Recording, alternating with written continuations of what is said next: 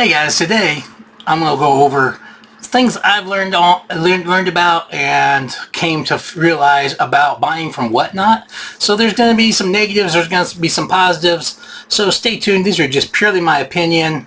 So stay tuned.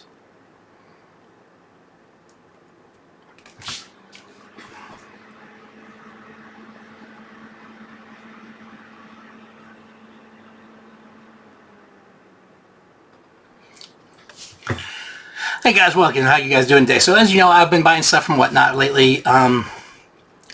There is a learning curve to it, but I want to tell you some of my positives, negatives, and everything else. That way you can guys go at it. If you're thinking about going on Whatnot, thinking about buying some stuff, I just want to make sure everybody, is aware of some of this stuff going on.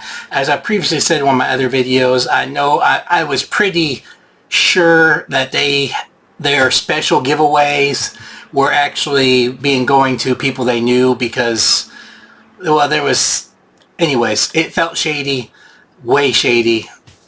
Talked to a couple other people, they agreed.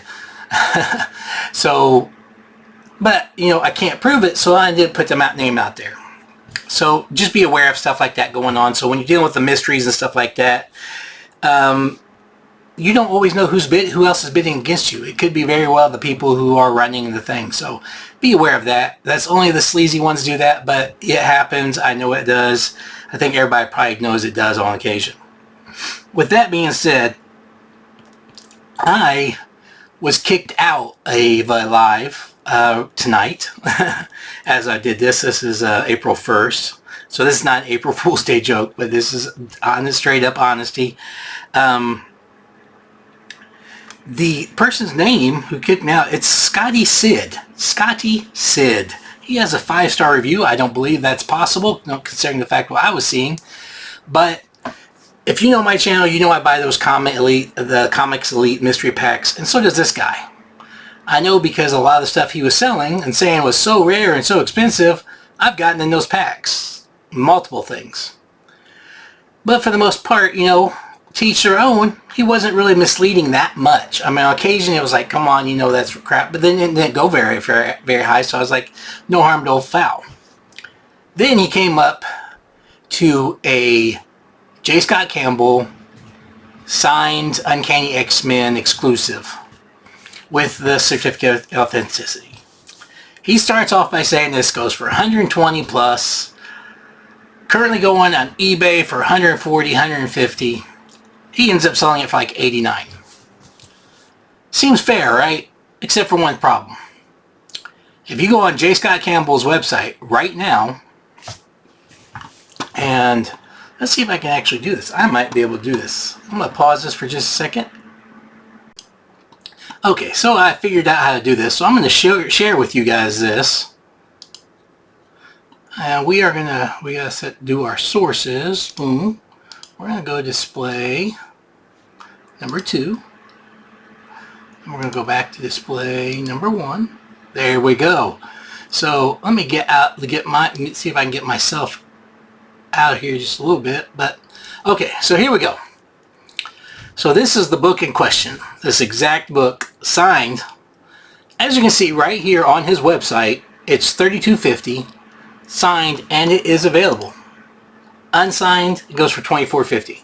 But this is he was selling the signed version. There's 9 left in stock, as you can see down here. This book, he sold this book for $89. I said something about it. And yeah, some of you might be mad, say, oh, you shouldn't do that, you can't do that, blah blah blah. But my tagline is collectors help collectors, and that means that if someone overpaid for something that I know they overpaid for, that I know they can get cheap, I'm going to say something. It's not right. This guy is taking advantage. And here's the thing, and we're going to get into my little list, I guess you would say, here in a minute. But this is just uncalled for. This is this kind of crap. So there you go. Again, this guy's name, and I'm telling you, I'm nobody. Probably half the people don't watch me, but I personally would I would not go to this guy's thing because of it's scummy. It's a scummy practice. He tries to overhype books. I understand you're trying to make a buck. If this was out of print or out of stock, it'd be different. But 9 left, $32.50. He sells it for $89. That's over $50 in his pocket. He's probably going to come back here and buy a couple more, and then that way he can say it next time, hoping that the same live people aren't there. But anyways, that's scummy. Scotty Sid, you're scum. You shouldn't ban people just because they're trying to help other collectors out. It's wrong, in my opinion. Okay, so let's get back to it. Okay, so what I've learned. Number one, have a price guide pulled up. Have eBay pulled up.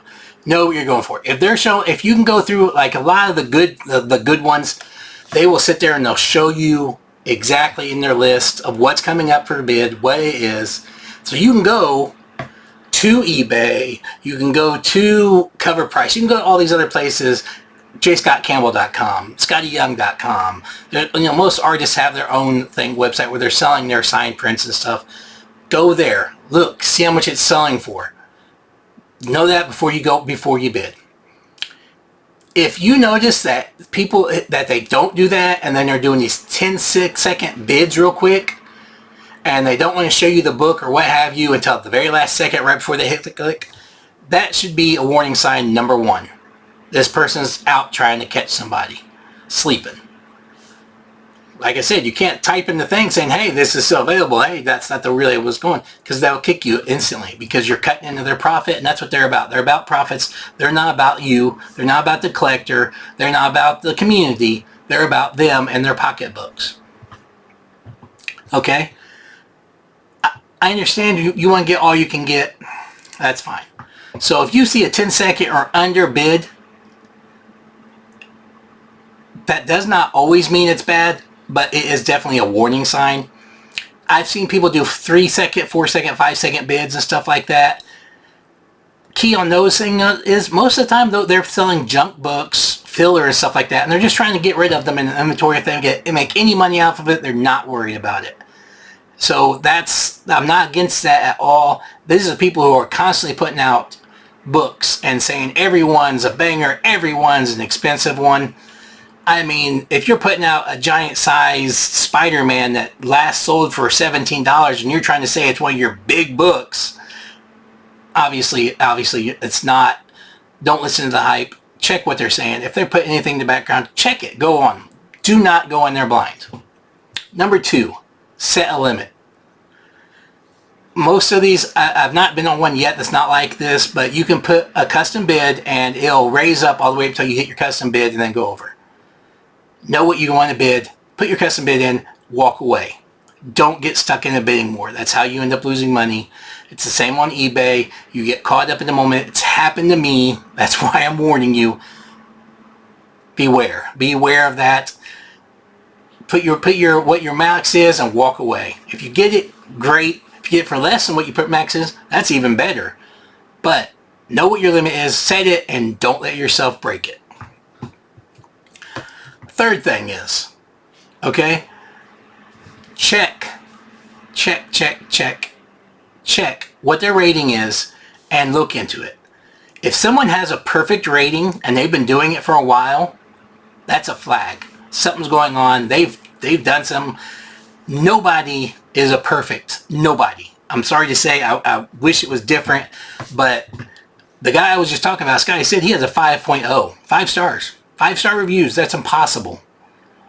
And I think the reason why is if I go on there, I couldn't sit there and put any kind of thing on there. It is very easily on whatnot, and if it's changed or if I'm wrong or if something's else gone, let me know. But from what I see and what I've been told, it's very easy to make sure no negatives get put on your thing, or you can get rid of them. There's things you can do to fight out negative things. So if you're 5 stars out of 5 sounds great, but really you should buyer beware on something like that. Unless they're brand new, people mess up. People have done things wrong. So there's going to be at least one person in this crazy world that didn't like them. So to have a perfect rating, that's a red flag. Beware of it. And last thing and not least, have fun. I mean, I like Whatnot. I like most of the sellers. I ran into some really good sellers. I've had run into 2 bad ones so far, that in my opinion. Like I said, the one who I'm like 99% sure, if I was 100% sure they were scamming, I would tell you their names. And then this other one that obviously was lying, trying to make a quick buck, putting the low thing so nobody could look up and double check them. I guarantee you there's some buyer's remorse on those people. Some people, maybe they just got the money to spend. Maybe they just don't care. I'm sure that's possible, but for every one of those, there's probably 20 of them like me who don't want to see somebody get ripped off, don't want to get ripped off themselves. Okay? Simply, and here's the thing, and this is what's really makes, I didn't even, just to get back to my thing, let's say I'm not totally an a-hole. I just said, check out J. Scott Campbell's site. I didn't say check out the price. I didn't say you should go there instead of buying from this guy. I didn't say anything. That's a simple statement. That'd be like me telling you, hey, you should go check out this person's artwork. Right? I mean, that's about the same thing. You know, oh, by the way, if you like this guy, you should check this out. No way did I sit there and try to say, but he knew what he knew that if they went there, they would see that he was lying to them. They would see what he really paid, and they would see how much he really is getting yanked. He really is getting over on them. So there's that. I just want to throw that out there that, you know, thinking back now, I kind of wish, but I thought it was kind of harmless. I was trying to be like, you know, like nudging them, not trying to blatant out because I wanted to. Because like I said, collectors help collectors, and I wanted to help these people know that, hey, this guy's robbing you guys. You need to pay attention to what's going on. But that's the thing. I didn't really say that. But I can tell you from now on, now knowing that these people are so scared to lose a little bit of money that they'll cut a customer off instantly if they even think they might. I mean, it just says something, because for all he knows, I could have been the guy who bid the highest on his next book. By kicking me, you've gotten rid of that chance. So obviously to me, that's a signal. So if you see people getting kicked off left or right, or they seem to just disappear, be wary of that kind of stuff. But that's it, guys. I'm sorry. I'm trying not. I don't want to rant. I don't want to be negative. You know, one of the other guys talks about having good vibe juice and all that stuff, and really, you should have. I mean, there's too much negativity in the world right now, anyways. But at the same time, guys, collectors help collectors. They really do. If you're a real collector, you will help other collectors out. You will find the stuff. You will keep them from overpaying. Right? But at the same token of that, as a collector, I don't want to see people who I get books regularly from going out of business or whatever. So I'm going to push them in that direction of the good sellers. I'm not saying the cheap sellers. I'm saying the good sellers. If I get every book I want and it's reasonably priced, and occasionally I might have to pay 1 or 2 things over, that happens. I'm happy to help that people out because they're helping me. But when you're always paying over, and then the one time you want to try to pay under, or you want to argue the price and they won't budge, that's a bad person. That's a person we're trying to keep up. So that's not what we're after, okay? We're not sitting there trying to tell everybody shouldn't buy from people, blah, blah, blah. You know, a lot of people are trying to fund their collections and stuff like this, okay? If you buy something, and this is a key, because some people are going to take this, I already know, and say blah, blah, blah, but they paid for it. What they paid for it doesn't matter. In some situations, that's true. If I go out there and make a deal and I get a collection, what I paid for that collection should not matter what you're paying for each individual book, because I am taking the responsibility of getting stuck with bad books, of buying bad books. So that's a risk I'm taking, and that's the reason why it's a risk-reward system when you're buying collections. Okay? What I'm talking about right now is you're talking about individual books. That if somebody goes out and buys an individual book that you can find right now everywhere for that price or whatever, and they overinflate it and overlie and tell you differently, that's an issue, okay? If I buy a collection for $400 and I find a 9.8 Amazing Spider-Man 300 in there, am I going to sell that for $400? No, I'm going to sell it for what it's going for right now, currently, in the open market. Now, if I know that for a fact, I can go over to blah blah blah.com and they have it for $300 and I'm trying to sell mine for $600, that makes me an a-hole to cut it out. So there's a difference. You see what I'm saying? But if I'm at $600 and you go everywhere else and it's $600, that's not a problem there, because I might take a loss on every other book. Every other book might have water damage in it. That might be my one thing that saves that thing and gives me a little extra money so I can continue in this hobby. That's fine. I have no problem with that. But when you know that you can go right over to a different website and pay a third of what you just charged somebody, or what someone just had to pay you because you were sitting there saying, overinflating the value and lying to them, and then deliberately keeping the knowledge away from them that they are overpaying, that's bad, okay? If I sit there and tell you, hey, go over to jscottcampbell.com and buy this book for $32.50, and I put it on for auction and it goes for $90, well, you thought it was worth $90 to you to have it in your hand rather than try to go, because you've seen it. Who knows, what the J. Scott Campbell one might come damaged or something. Who knows? Maybe that's you. But I can't let you have that knowledge. I gave you the full, true thing, right? If you go to buy a car and you buy the car and you go to drive away and realize it don't have a motor in it and they forgot to tell you, that's not okay. If your house is haunted and they sell it to you, it's not okay. Right? There's things you got to know, and it's okay to hide not tell everything, but at the same time, I hope I've made that clear. I am not against people buying collections or buying a few comics and trying to make some money off of it.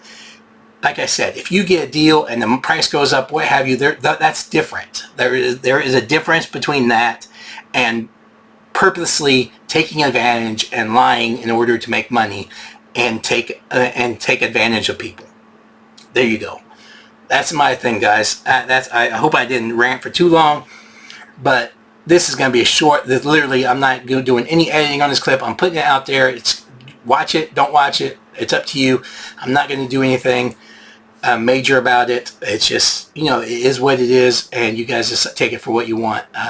I'm kind of interested to see what everybody says. But anyways, until next time, guys, I'm done with this rant. Be back to being positive on my next videos. I got a lot of good ones coming up.